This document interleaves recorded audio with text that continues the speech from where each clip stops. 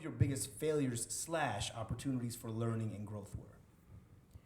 Failing fast is important, but the honest answer is you're going to fail often as an entrepreneur. You just are. Yeah. Let's be honest about that. Let's put it on the table. You're talking to a self-proclaimed perfectionist that has to deal with that every day, that you are going to fail a lot. And it's okay, because you learn so much more through your failures than you do through your successes. And so I've had probably 2 failures that have been, just changed my life in the course of my direction. And one happened right after college, and one happened last week. So it happens. Trust me. I'm still reeling a little bit, but it happens. So the one after college, I did everything I felt like I was supposed to do, graduated top of my class, had a great job at a very large corporation, moved cities, of course, got the car, the apartment. I'm going to be awesome. Got the signing bonus. This is going to be great. Did all of that and worked really hard for 3 months, and then September 11th happened. And everyone felt very unsure where the world was. Where are we going to go? Our world had literally changed, the first real attack on the U.S. soil. And so the economy got very interesting, and a lot of professional services firms at the time were starting to lay people off. We don't know if we're going to be able to sustain work. So I'll never forget, I was going into the managing partner's office, and everyone had to do a presentation on the work that they had done. I'd only been there 3 months. My presentation wasn't that long. So I had animated. Set up, and it looks really nice. I'd animated the heck out of it, made it pretty, everything I could.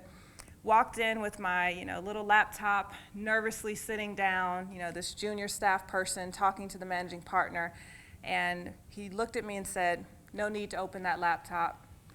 We're not going to be able to keep you on. You're unstaffable." And those words, unstaffable, haunted me for years.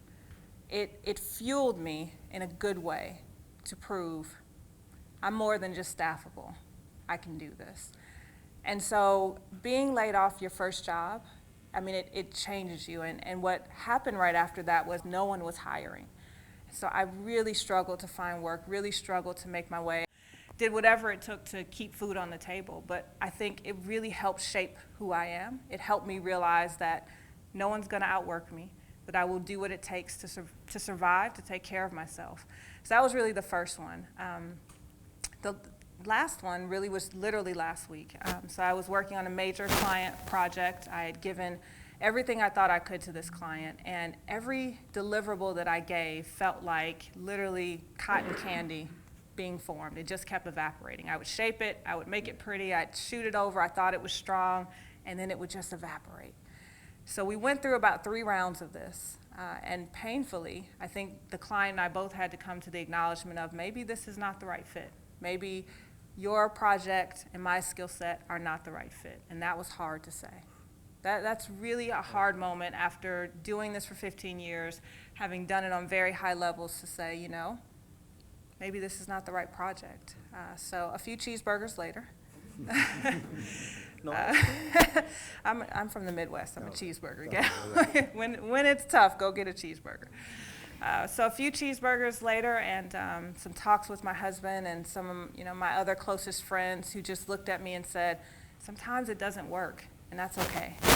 And that has really helped me to say, you are going to fail in the beginning, sometimes you're going to fail in the middle, and sometimes you're going to fail at the end. But ultimately, the successes will outweigh the failures. And I have learned so much more over the past 6 weeks of working on that project than I have in years. I've learned more about the type of fit, the type of questions to ask early in an engagement, the type of people I want to bring on to the project, and all those things are making me a better storyteller.